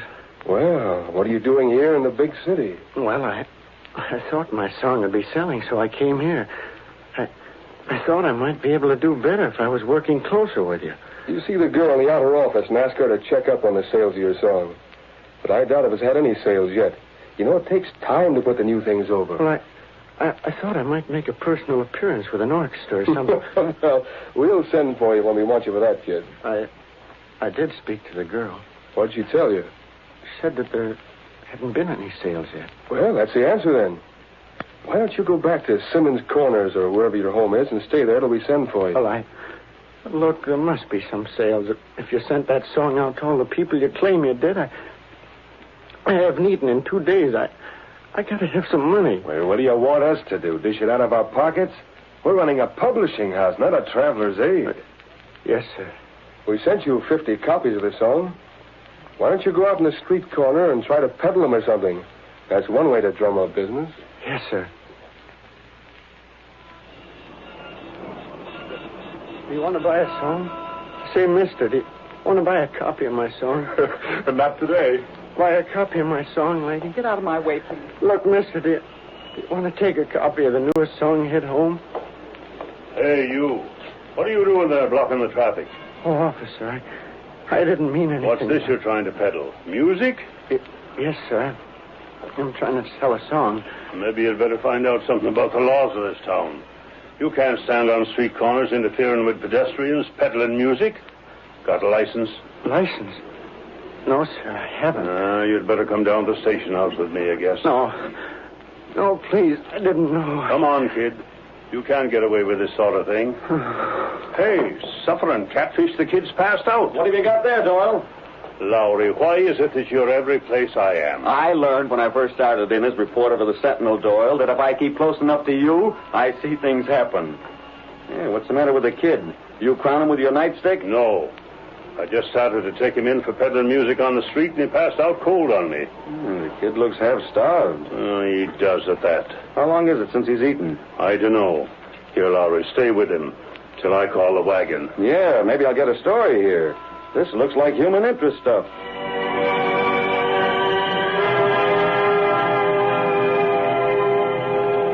Ed Lowry, the star reporter of the Daily Sentinel, came into the office of the young publisher Britt Reid a couple of hours later. Miss Case, Reid's secretary, said, Mr. Reid's not in now, Lowry. But I gotta see him about a special story. He's still out. Where? How the dickens do I know where he goes? I'm the last one he tells. It's discouraging. Discouraging? Hey, now listen, Casey. Don't get ideas that the boss is interested in you. He travels with the 400. Don't be idiotic. As far as Britt Reid is concerned, you're just part of the office furniture. But I do wish he'd settled down long enough so I could write to his father with some feeling of confidence. What's the trouble? Oh, just as soon as I write Mr. Reid and tell him that Britt's taking an interest in the Daily Sentinel, he disappears. Lady, if I had his dough, I'd never come to the office. During the past week, he's been out to some affair almost every night. He's bored with the office again. Well, he'll get his fill of nightlife and then settle down again. Yes, until he gets his fill of the newspaper business again. Oh, here he is. Say, boss, I ran into Doyle, the big cop, today. Oh, yes? And he had a kid in tow. The kid had passed out from hunger. But when Doyle spotted him first, he was trying to peddle a song he'd written. A song? And it ties right in with the racket we've been working on. What racket was that, Larry? Music publishing. You know, those wildcat publishers that call themselves Joe, Jack, and Jim, the 3 J's? Who are they? A broken-down vocal trio that hit a good racket. I got a first-hand story from one of the victims of the racket. The poor kid got just enough encouragement from them to quit his job and leave home. Here's the song he wrote. I brought a copy for you. Well, leave it with Miss Case. I'll take it with me when I get home. Well, what about my story? I got pictures of the kid. Well, speak to the city editor about it. He's paid to handle that sort of thing. But maybe there's editorial meat in it. Gunnigan's the best judge for that. Oh, hang it all. What's the matter, Larry? Well, look here, boss. Take it to Gunnigan, Larry. Okay. I'll take it to Gunnigan. There's the words and music. Mr. Reid. Yes, Miss Case? I'm going to stick my neck out again. Isn't there something we can do to make the office more attractive for you? Oh, no, it's quite all right, Miss Case. Then why can't... Why won't you... Oh, I understand, Miss Case. You're concerned again because I'm spending too little time around here. Frankly, I am, Mr. Reid. I hate to keep writing your father that you... I'm sorry. But you'll have to admit the newspaper work hasn't a great deal of adventure. It might have. Oh, yes, Miss Case, it might have. There was plenty of excitement while the Green Hornet was so active. There was, wasn't there? I wonder if the Hornet has been killed. Killed? Well, why, Miss Case? We haven't had a story about a Hornet adventure in quite a while. That's true. He may have been killed, or he may have, retired. I doubt if the Green Hornet would retire, Miss Case. Well, perhaps then the police and public have been so greatly aroused that the Hornet doesn't risk making another appearance. That's quite possible. I never saw you more interested in the newspaper than while the Green Hornet was running wild. Well, you must admit the Green Hornet furnished news. He certainly did. Mr. Reid, there's just as much excitement in everyday life if you could only realize it. For example? For example, that lad that Lowry tried to tell you about. Waldo Fielding. Now, there's human interest. Poor chap that falls for racketeers, quits his job in the little home community, comes to the big city, goes hungry, is misled and victimized by these fake music publishers. Isn't there something the law can do about publishers of that sort? If there were, the law would be doing it. But they stay inside the law, Mr. Reid. According to Lowry, they have a contract, and they fulfill the terms of the contract. So the law is helpless. I've heard about the racket, Miss Case. Aren't you going into your office? No, I think I'll leave for the day. It's after 4. But, Mr. I'll take Reid... the song along with me just to satisfy Lowry. Very See you well. sometime tomorrow. You will stop in then tomorrow. Oh, yes, I'll probably stop in. Well, if the Green Hornet would only start up again, then perhaps Britt Reid would become interested in the publication of news.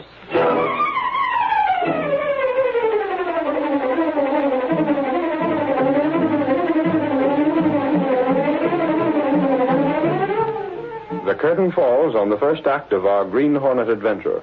Before the next exciting scenes, please permit us to pause for just a few moments.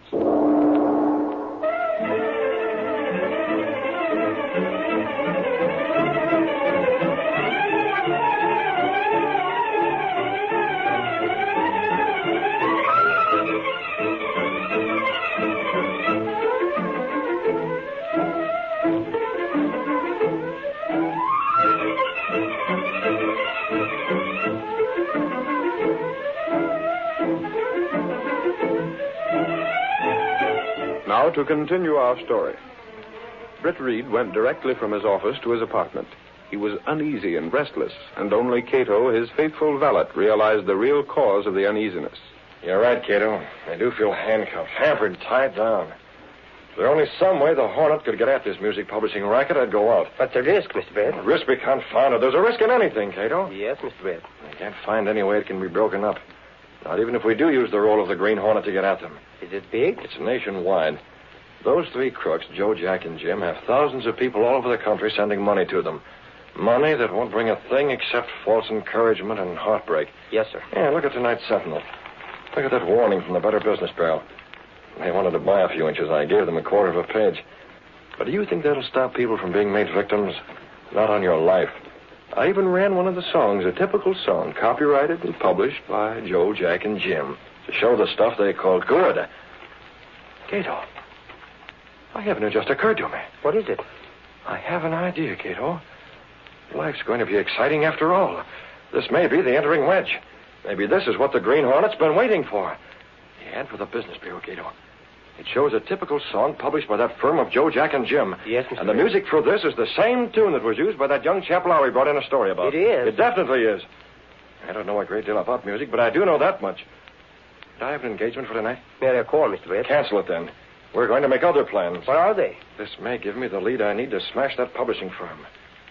Joe, Jack, and Jim. Well, we'll see if they're staying within the law. Well, what can you do? Go to the office. I want to look around there for a while. Until my suspicions are correct, we'll hold a meeting of the firm. The firm? Joe, Jack, and Jim. Come on. We're taking out the Black Beauty.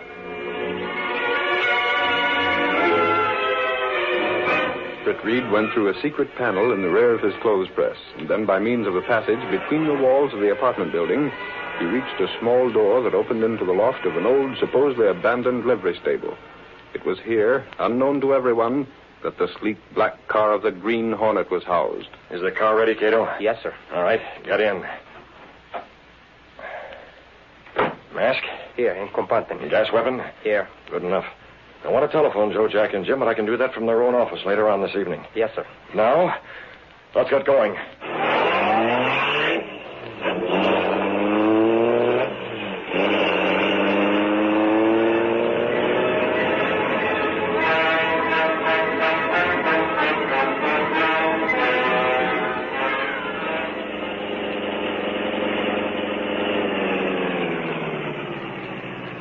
There's the night watchman, Kato. Standing at the entrance to the building. Yes, sir. You take the car onto the rear. I'll handle him. What are you going to do? I'll have to knock him out and get him out of the way. Can't take chances on him. Take the car now. You know where to meet me? I know.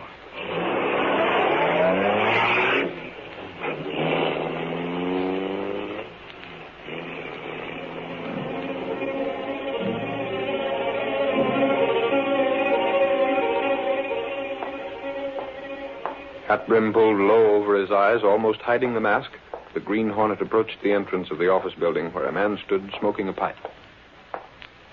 Offices are all closed now, mister. I don't want to hurt you.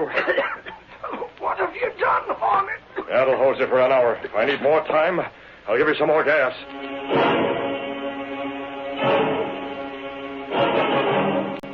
Dragging the unconscious form of the watchman inside the building, the Green Hornet left him in a corner, then ran the elevator to the 10th floor. Half an hour later, the three Jays had a phone call at their apartment. I suppose that's just another one of these would-be writers calling for information on his song hit. Answer, Jack. Hello? I wish we'd given that Fielding kid a little dough. Oh, stop harping about him, Jim. But passing out in the street like he did, hunger, that won't do us any good. Well, it won't hurt us any. Yeah? For the love of Pete, forget him. He just won. Yeah. He should have come to the city in the first place. Maybe you're right, Joe. That'll be swell. Who's he got on the phone? I don't know. Looks as if it's something pretty good. Yes, sir. Right away.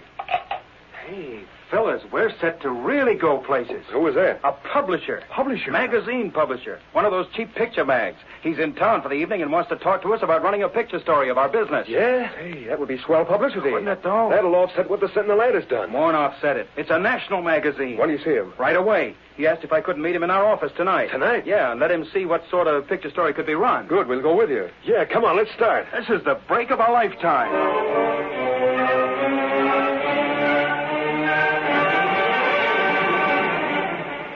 Joe, Jack, and Jim rushed in a cab to their office building and found the front door open. The watchman must be on the first floor. Yeah, that'll save us waiting for the elevator. Hey, Larry! Where are you? He isn't on the first floor. The elevator just coming down now. Shouldn't leave the front door open like that. Don't worry about it. Well, Larry, Got covered. What in place? Mask. The Green Hornet. One of you can run this elevator.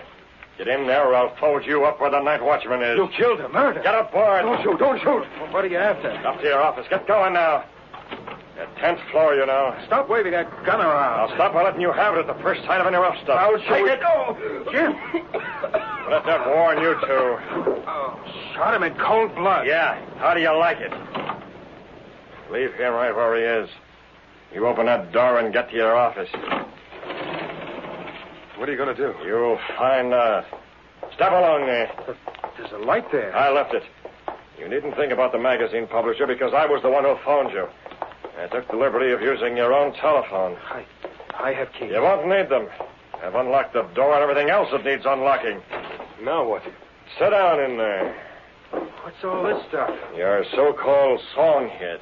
Yeah, I see. A couple of them have possibilities, haven't they, Jack? Why, sure they have. Suppose the Green Hornet were to steal one of them. Not just suppose there would be a lot of publicity about the Green Hornet shooting 2 men, maybe more, to get possession of one specific song. What would happen to the sale of that song? Hey, that's right. Yeah, it would become the hit of the week. Every band would use it, every radio station would be featuring it on a song and bring thousands and thousands of dollars in royalties. Maybe we can make a deal. Before I finish talking to you, crooks, you won't want that sort of thing to happen. What? Why not? Look here. Your tower gonna be broke. You're gonna be smashed to a finish. Broke? Smashed. I've already addressed a few envelopes, and I'll see that the rest are addressed. There they are. Take a look at them. I don't understand. You will. Take a look at those 3 sheets of music I've laid out for you. What about it? Who wrote that music? We did. What of it? And who secured copyrights? We did. See, every one of these songs can be made into a hit tune with the right promotion. I think I can see that it gets that promotion. I've already explained how. Well, a hit is what we can't afford a hit. Suppose, for example, this number becomes a hit. What do you suppose the authors of these other songs with the same music would do? They'd sue, wouldn't they? Yeah, they'd probably sue. There were probably a dozen other poets who've been given the same melody for their song. They'd all start lawsuits. You two'd be dragged through every court in the country. Your whole racketeering business would be laid out in the open. Can you stand having a sensational song hit? I don't know. You know you can't. That's why I came here. It was a mistake. That's it. It was a mistake. Mistake? The printers made a mistake. They got the words and music. That's too thin. I could go through your files and show you plenty of the same sort of mistakes. Sit down at that desk. What do you want? Money, lots of money. There's your checkbook. I happen to notice your bank balance there. You can write a lot of checks. Checks? I said checks. For who? Make out the first to Harvey Dale, D-A-L-E. According to your records, he's paid in $150. That's the amount you'll send him. And who else? Start writing. I'll do it. Oh, no, we'll have Jack do it. He's the one whose signature makes those checks worth something. Go on now. Start writing. Now, you see here. Right. How far are you going? As far as your bank balance will allow. There's $200 to go to Mrs. Hacknew, $100 to each of the people on this list, $75 to these people. And there's a list of those who'll get $50 each. I'll be broke. I can't afford all that. You can't afford not to pay up. You'll afford it a whole lot better than these people who contributed to your success. And there's another thing, Jack. Rob and Steve. Shut up! They said there was another thing. We may have to overdraw your bank account considerably. I can't. You better convert some of the bonds you hold to cover the checks you make out tonight. I can't. You might even have to trade in some life insurance. If you don't cover those checks, you'll mighty soon find yourself not only in court, but eventually in jail. What would a jury made of people who read all about your racket in the magazines and newspapers give you? Take your choice, Rat. Go broke and stay free, or go broke and go to jail. And make out checks until you get the writer's cramp. And see that those checks clear the bank.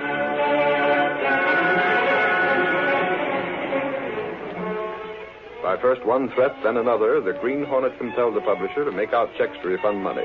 And then... That's as far as your cash will go. I'll see to it that these envelopes are mailed. You can't get away with it. No? Now, let me explain that I can still make one of your songs a hit.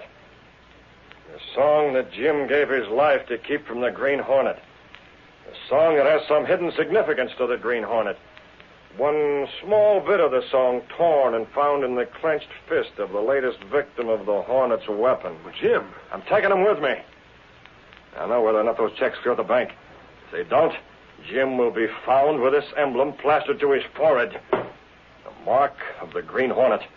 And this part of this song clenched in his fist. Wait. If we don't stop payment, if those checks go through... Then you'll have nothing but poverty to worry you. And don't try another racket like this one. The Green Hornet can make one of your songs a hit at any time. Only the next time, it might be one of you who furnishes the clenched fist.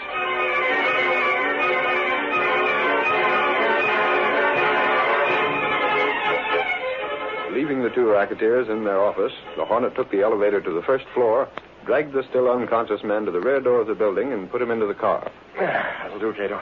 What do we do with him? We'll have to keep him under cover until these checks clear the bank. And then, Kato, we can let him go.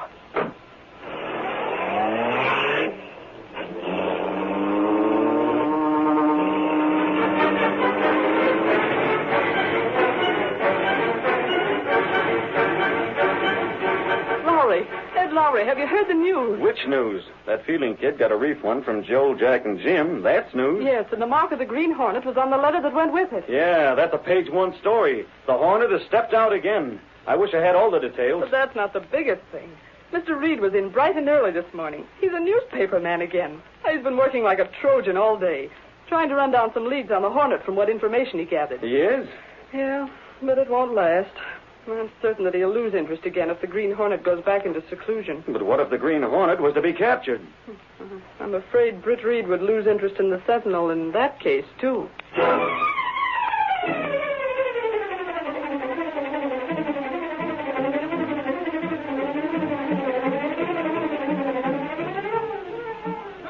Pepper! Green Hornet mails check! Exclusive Green Hornet story! Green Hornet still alive! Let's go back to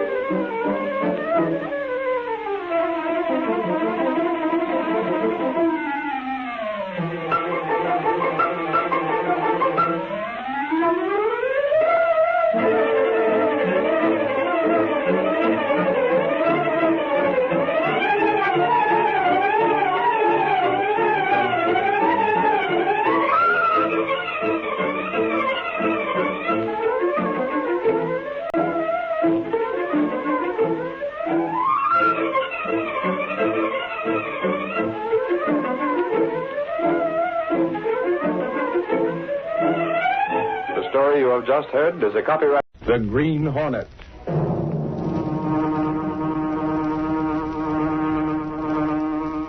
He hunts the biggest of all game, public enemies that even the G-men cannot reach. the Green Hornet.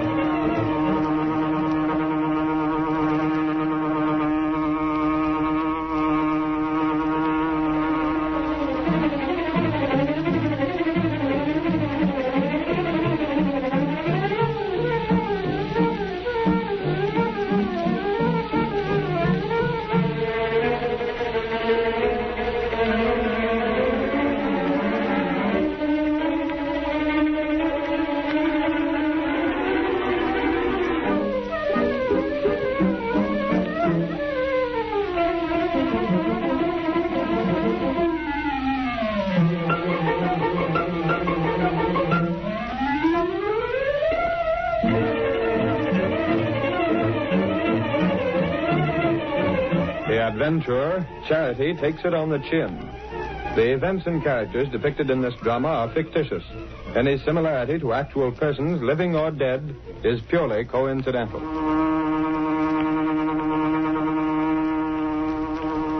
Reid, as publisher of a newspaper, you're in a position to know a lot about people, aren't you? Well, it depends on the type of person you have in mind. You know, people in the public eye. Well, frankly, Bennett, I haven't been around the Sentinel much lately. You haven't? I've been letting it run itself, so to speak. I see. Well, in that case... But perhaps I may have some information, Bennett. Who's the man? As you know, the Welfare Board is trying to get an extra $1 million for... Considering it right now, one of my best reporters is at the meeting. Do you know that I'm connected with the Welfare Board? You, Bennett? For the past month, I've been serving as treasurer for the Special Charity Fund. The charity relief is handled separately from the regular welfare money? Yes, that's it. I took this position without pay simply to help out. Oh, doesn't your regular business keep you pretty tied down? It would, only my work as treasurer on the charity fund is practically routine. Well, how do you mean? I have nothing to do with the actual disbursement of the money. Oh, naturally. The setup requires 2 signatures on each relief check, mine and Tinker's. Tinker? Oh, he's head of the welfare board, isn't he? Yes. As I was saying, we each sign the checks. But in order to facilitate matters, I've been putting my signature on blank checks. In that way, Tinker doesn't have to wait for me at any time. Oh, isn't that rather unusual? No, it's done pretty often. That means you've no idea whether those checks are for the right amounts or whether they're made out to the right people. That's precisely what's bothering me. I have no reason to believe that Tinker is doing anything dishonest, mind you. You wouldn't be speaking this way if you didn't have some suspicions, Bennett. That's all they are, Reid. Suspicions. Tinker has a friend named Murdoch. He's always around the welfare board. I don't like him, and I don't like the way he and Tinker are always together. Perhaps you're imagining things. Well, I hope I am. After this, Bennett, if I were you, I'd be careful about signing blank checks. I intend speaking to Tinker about that very soon. Just now, of course, he's busy trying to get this extra $1 million for local charity out of the city council. I'll call my office and see if that appropriation's been passed. Fine.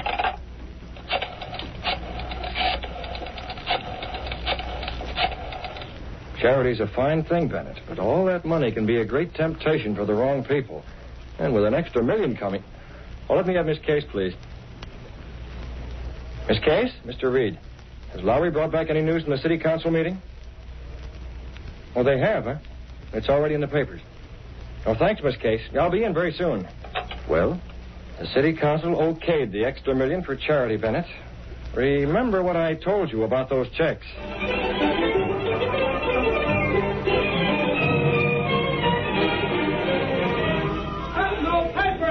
Welfare Board gets extra $1 million for charity.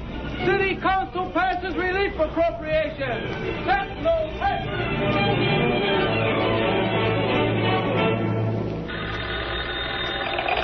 Yes, what is it? There's a young man out here applying for charity, Mr. Tinker. Did he fill out the usual form? Yes, sir. I told him there was a long list, but he said he needs help immediately. He's very insistent. Oh.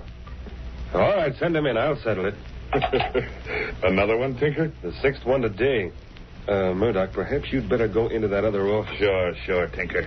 After all, this ain't supposed to be any of my business. If anyone gets an idea that Murdoch and I are taking a cut of that charity money, it might mean... My name's Drake, Mr. Tinker. Girls... Close the door. Come in.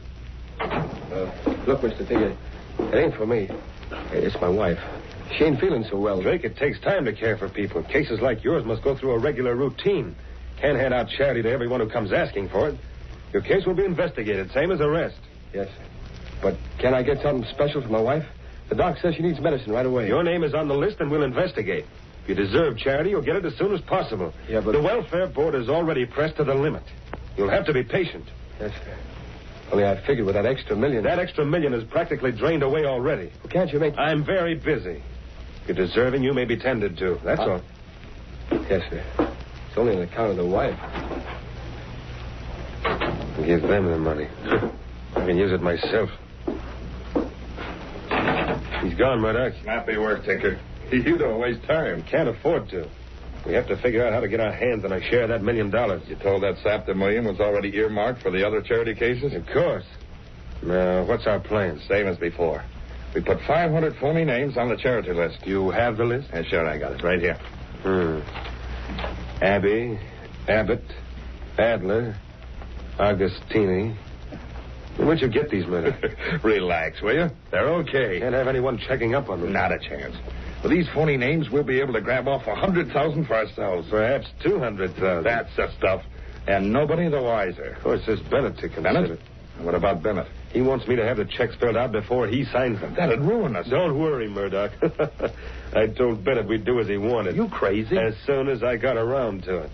I told him it meant changing the routine, and it might take a little time. Oh, you stalled him. For a long time. That's the angle, Tinker. Plenty of graft for you and me. Well, you know that old saying, Murdoch. Yeah? Charity begins at home. That's it. Charity begins at home. That's rich.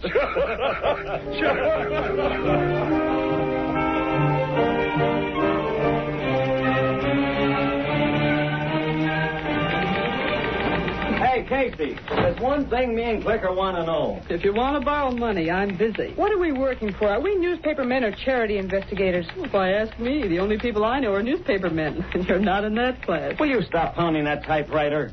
Don't tell me you two are sore because Mr. Reid sent you out on a door-to-door job. Sore? You ought to see my feet. They don't pave the sidewalks with mattresses in this town. After walking 20 miles, I know. Why is Mr. Reid so anxious for us to talk to people who are on charity rolls?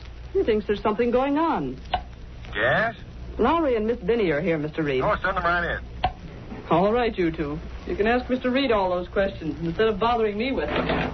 Hello, Miss Benny. Lowry? Oh? You got any interviews? Mr. Reid, we must have talked to about 200. Yeah, we posed as investigators for the welfare board. If we'd had a list, it wouldn't have wasted so much time going from one door to the next. Tinker refused to release his list. Why? Well, Lowry's reason sounds all right. He claims revealing names would embarrass those receiving charity. Well, plenty are getting it, Mr. Reid. We found lots and no complaints. Yeah, as far as appearances are concerned, Tinker's on the level. Yes, for a city the size of ours, more money is being spent than conditions warrant. Our charity expenses are way out of line with what they ought to be. Boss, if Tinker won't release that list, you can't prove anything like that. Lowry, how'd you like to apply for charity? Charity? Me? I'm serious, Lowry. Tinker won't see reporters at all. The only way to find the facts is from the inside. Say, I get it, boss. I'll wear old clothes. That's what you're wearing now. Get everything you can. If you get a chance, talk to Bennett or tell him you're from the Sentinel. Right. There's a racket going on in charity. It's the filthiest there is. The Daily Sentinel wants to know about it all the way to rock bottom.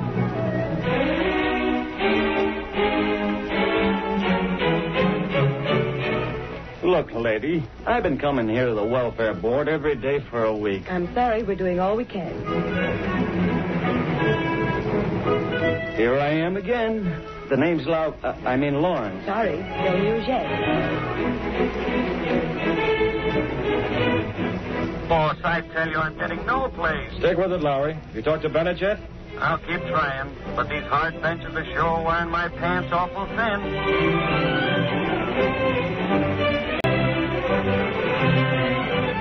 You're Mr. Bennett, aren't you? I'd like to talk to you. My name's Lowry of the Sentinel. The Sentinel? Britt Reid's paper. Why, I was going to call him. Is that so, Mr. Bennett? Come over here in the corner. We can talk with less interference. Yes. Just what is it you're after? The boss, Mr. Reid, has his doubts about the way Tinker's running things here. He sent me over to see if I could wangle anything from the inside. Did he tell you that I'm treasurer here? Yes. Have you seen the list of charity people, Mr. Bennett? Not yet, though I've asked for it. At your employer's suggestion, I've also told Tinker I must refuse to sign checks in blank any longer. Wow, you've been doing that? Unfortunately, yes. Then you don't know a thing about who gets these checks? Or how much is going out, exactly. What did Tinker say when you told him you wouldn't do it anymore? He said he'd see the checks were filled out first. But so far, they haven't been. Says he's been too busy. Can't pin him down, huh? Oh, hold on. Here he comes now. Hello, Tinker. Oh, Bennett. I've been looking for you. Got another batch of checks. Are they filled out? Well, not this batch. I promise you the next one.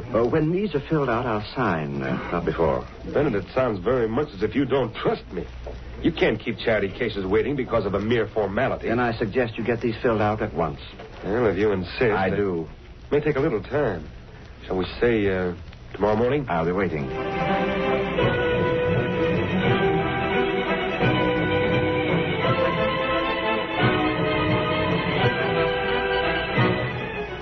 I was right there when Bennett talked to Tinker, boss. I'm going to see him this noon and get the lowdown. You're seeing Tinker this morning, eh? About the checks? Yes, and if Tinker stalls any more, we'll know there's something funny.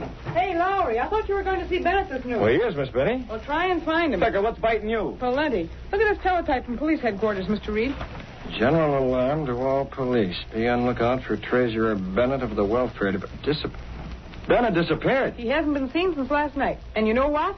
All the files and records of the Welfare Board have disappeared with him. So the police think Bennett's responsible. For plenty. The police believe he swiped the charity money. What? Where did they get that idea? From Tinker. He says the money is gone. When Bennett didn't show up this morning, Tinker says he got suspicious and checked up. So the police learned of Bennett's disappearance from Tinker. What about Mrs. Bennett? She insists Bennett has gone away on a trip. Where? That's just it. She won't say. Yes? Dunnigan, Britt. I'm doing a remake on the front page. What do you think of that guy Bennett absconding with that charity dough? Got a headline? Have it in a second. Lowry. Yeah, boss? Go over to Bennett's home. Grab a statement from his wife. Go with him, Miss Benny, for pictures. Come on, Lochinvar. Here's the headline, Britt. Shoot. Solid across page 1. Bennett absconds with charity cash. Kill it. It's too strong. What? You heard me. The Sentinel's going to convict Bennett before he's had a chance. Blasted, Reid. What further proof do you want? Why, any blind fool can see Bennett swipe the dough. We're not blind fools, Gunnigan. Those are orders. Oh, if your father was still running this newspaper, I'll do it, but I don't like it. You don't have to. Even Gunnigan believes Bennett is guilty. Well, maybe he is, but his disappearance is too pat. Especially after what Lauer heard him say to Tinker. Well, there's only one solution. Bennett must be found. A short time later, in his apartment, Britt Reid took Kato, his faithful valet and the only living man to know him as the Green Hornet, into his confidence. So you see, Kato, Tinker is here apparently innocent while Bennett is gone. Maybe Tinker's innocent, Miss Britt. I'm betting Tinker's the guilty one, Kato, not Bennett. If Tinker and this pal of his, Murdoch, have been milking the charity funds, Bennett's demand to have the checks filled out would have revealed it. How can you know for sure? It's odd that Mrs. Bennett, while she insists her husband is innocent, has merely gone away on a trip, refuses to reveal where he's gone. Perhaps she's hiding something. I don't know, Kato. I don't know. Her house will be crowded with reporters tonight. Maybe hard to get in unseen. Still, we can try. See her tonight? Mrs. Bennett and her son may be keeping quiet out of fear. Perhaps the sudden appearance of the Green Hornet may make her reveal any secret knowledge she may have. Mr. Britt. Yes? What's happened to those poor ones in the meantime? The people who've been depending on charity? That's just it, Kato. A lot of them are going to suffer added hardship if that charity fund isn't located. That's true. However much I regret it, Kato, it must be done. I must go out as the Green Hornet. A mask, Kato, a weapon. Have the car checked immediately. Mrs. Bennett is going to hear from the Green Hornet.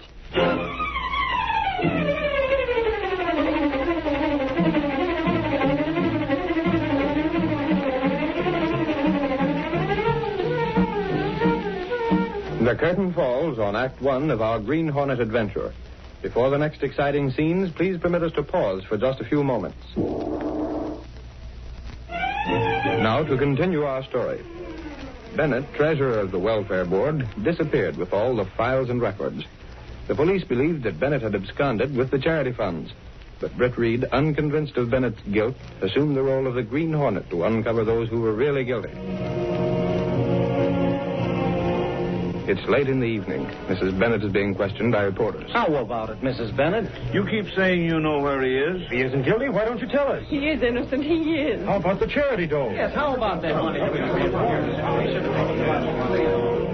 While they crowded around Mrs. Bennett and her 20-year-old son in the Bennett library, a tall figure slipped through a side window into the hall. All the reporters left their hats here on the table. In the fine lorries. Yeah, here it is. Initials E.L. Britt Reid took an envelope from his pocket and slipped it under Lowry's hat. Then he left to await developments. I left a letter under Lowry's hat, Kato. He's sure to find it when he's ready to go. It's addressed to Mrs. Bennett. Yes, sir. I'm going back inside. I want to be there when she's had a chance to read it. Very dangerous, Mr. Brett. The reporters. I'll stay well out of sight, Kato. The reporters are still in the library.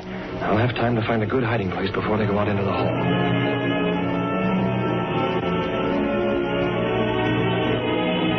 Clicker. What, Lowry? Get behind these drapes. Huh? Come on. I want to ask Mrs. Bennett a couple of questions when this mob leaves. Maybe she'll talk them. My mother has nothing more to say. You'll have to leave. Looks like you'll have a chance soon. They're all going out into the hall. Okay, Mrs. Bennett, if you won't talk, why, it's your headache, not ours. You know your own mind. Your hats are on the table. Will you take them and go? We have nothing more to say. You know what the police are saying, Mrs. Bennett? I know what everyone is saying. But Here's the front door. Outside. Listen, Mrs. Bennett. Outside.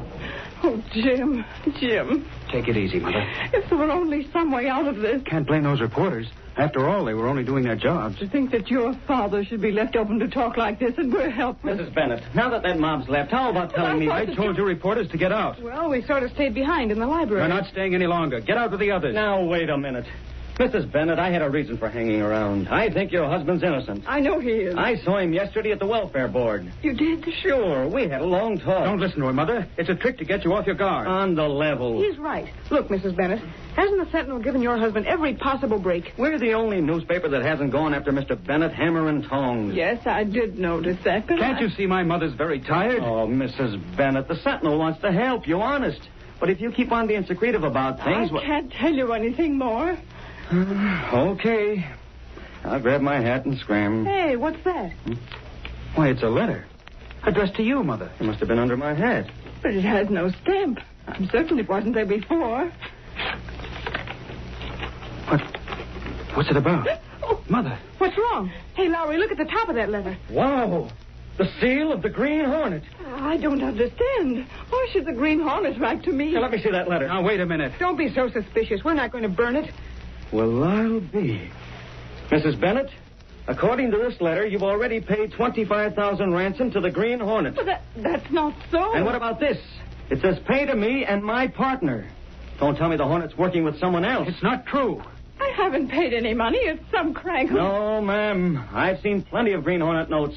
This is no fake. But it can't be. Oh, I don't know what I'm saying. Let me take this note. You can't publish that. Use your head. This'll help your father. Sure. If the Green Hornet's got him, then maybe the cops won't be so positive he skipped out himself. I don't care what you do. Only please get out. Okay. Come on, Clicker. Don't worry, Mrs. Bennett. It can't harm your husband. And boy, what a story.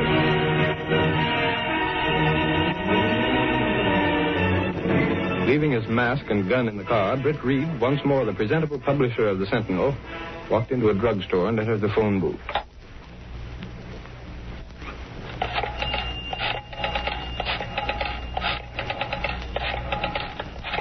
Yeah, Tinker should be at his home. If he doesn't answer there, I'll try his office.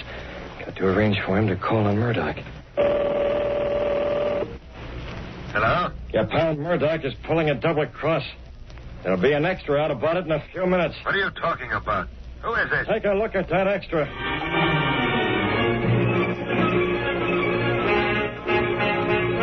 All right, Kato, now you get to a phone. Call Murdoch and keep his line busy. After that extra comes out, I don't want Tinker to be able to get Murdoch on the phone. Stay on the phone till you hear me in Murdoch's home and join me there. It's right around the corner. Now get going.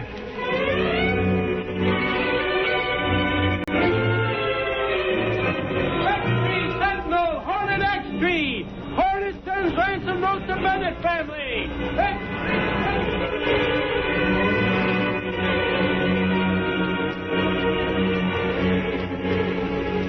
But I tell you got the wrong number. This is the 5th time you've called. Well, look it up, then. Hang up, Murdoch. Huh? Who the devil? I said hang up. What's this, a stick-up? Take a good look, Murdoch. Yeah, I'll move into the light. Why, I've seen pictures of that mask. You're the Green Hornet. Seen the paper, Murdoch? Then have you plugged me with that gun? I'm keeping my Read eyes. it. Yeah. Okay. Green Hornet sends... How do you like it? Collected $25,000 from... Who's your partner? It says here... Partner? Who do you think? Tinker wouldn't be fool enough. No. But the sap pulling a bonehead play like this. Maybe he figures 25,000 extra is worth going after. Say, Tinker didn't tell me nothing about you, Hornet. Why should we tip you off? What are you doing here? See what that ransom note says about Bennett? You mean about him going to be released? Do you think he will be? He can't be released. That ain't the plan. Maybe Tinker figures the same thing applies to you. You're in with Tinker. Why else would I be here? Huh? Why should Tinker cut you in on a charity graft? With you out of the way like Bennett, he can grab it all for himself. What? No. Listen, Hornet. Let me call Tinker. He's not at home. Well, then where else would he be? If he ain't home, he must be out at the farm with Bennett. I'll fix it up. He can't cut me out. Go ahead, phone. You're not calling anybody. Listen, Hornet. I'll stay out of it. I don't want nothing. You yellow, crawling crook. He sent you over to get rid of me. But you don't have to. I don't want none of the dough. Put the rod down. You're shaking, Murdoch. No! Take it! Stop it! Got it. Gas. And gas will hold him for a few minutes. When he comes to, we'll go after Tinker. I made sure he believes Tinker's at the place where Bennett is held prisoner. And I'll take care of Tinker. If he's been unable to get Murdoch on the phone, he'll be here any second. Kato, you've been watching the door? Yes, sir. Someone coming now. Good. Stand beside the door, Kato. Give him a chance to see me before you do the job. I understand. You ready, Kato? All ready. I've been trying to get you on the phone, Murdoch. Have you seen the Sentinel? Yes, he saw it. Well, you're not Murdoch. The Green Hornet. Then it's true Murdoch is double-crossing. No. Gas. My throat. What? Grab his arm. He's going with us. What do we do? Murdoch will recover soon. He'll head for the farmhouse then. We follow and get Tinker there with him.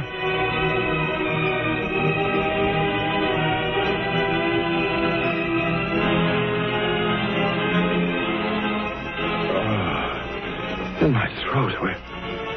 Where am I? In my home. The Green Hornet came here to finish me, but I'm still alive. So Tinker wanted to get me out of the way, too. But I'll fix him. Go out to the farm. Take care of him. He won't expect to see me. Take a gun. Try to double-cross me, huh?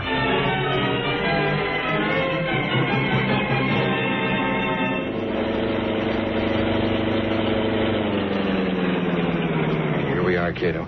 As we figured, Murdoch led us right here to the farmhouse where Bennett is kept. Yeah, there's Murdoch's car up ahead. Yes, sir. We'll take Tinker out now and put him in the back room of the farmhouse where Murdoch will find him. You call the police so they'll be here soon. Yes, sir. And I'll stay around to make sure Murdoch doesn't start using that gun before they get here. Once the police find Bennett, they'll get the whole story.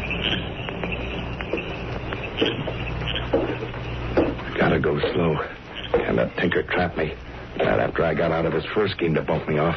He won't get a second chance. Put on the lights. Who is it? Help me. No, it's just you, Bennett. Where's Tinker? I've seen nobody. How long are you going to keep me tied up here, Murdoch? You can't... Don't lie to me, Bennett. Where's Tinker? Where's the Green Hornet? I don't know what you're talking about. Talk to me that way, will you? Well, I'm staying right here until Tinker shows up. He figures he's finished me. Now he'll come for you. I'll put out the light and wait for him. While Murdoch waited, Tinker, in another room, recovered consciousness. I'm in the farmhouse. Realizing where he was, he moved stealthily through the old house until he reached the room where Bennett was tied. He opened the door. Is anyone in here? I've been expecting you, Tinker. Murdoch. Yeah. You and your pal thought you could double-cross me and grab all the dough, didn't you? What? You sent the Green Hornet around to my place to put me on a spot, huh? But it didn't work. What are you talking about? The Green Hornet was working for you. Is that the best talking you can think of? Don't try to pull a wool over my eyes, Murdoch. If I ever get to the police... Shut up, you. I know when I'm being double-crossed, Tinker. Now, see here. You listen to me. Figured by this time I'd be finished, huh? You ain't satisfied with our neat little scheme to grab off a couple $100,000 from the welfare board and pin the rap on Bennett. You were the one who wasn't satisfied. You calling the Hornet, not me. Talking won't do you no good. Put down that gun. Pray me, will you? No such thing. I didn't This gun doesn't have gas, Tinker. When I take care of you and Bennett, I'll find that Green Hornet and... Drop it, Murdoch! The police. Let's get out of here. I'll take him. Thank the Lord you got here. Don't move, Tinker. That's it. Why, you... Try to get past me, will you? Good work, Doyle. Mr. Bennett, are you all right? Yes, if you'll untie me. I demand that you arrest Murdoch. He's tried to shoot me. I'm sure we'll arrest him. And you, too. It was Tinker's idea kidnapping Bennett. You can't pin that on me. There's plenty on both of you as soon as Bennett starts talking. Take these guys out. Get moving. Little cell waiting for you, babies. Put the cuffs on them. Officer, these two men have been milking the charity fund. They kidnapped me, so I would be blamed. We'll have you out of these ropes in a jiffy, Mr. Bennett. When you make your official statement, we'll have them cold. Hey, Clicker, how about some pictures? I got plenty, Lowry. How are we going to get them into the newspaper? I can't phone the story, but you can't phone pictures. Doyle, be a sport and lend us one of your cars. Nothing doing. Them's police cars. Oh. Hey, Lowry, get your hand out of my pocket. What are you doing the car there? keys, Doyle. I'll give them to you tomorrow. Attaboy, Lowry. Come on, Clicker. Lowry, Tinker, come back to them keys. Come on, Doyle. See you in the papers. Lowry, the way you took those keys out of Doyle's pocket, I could kiss you. Save it for my birthday, Clicker. Come on. Let's get the story in with pictures.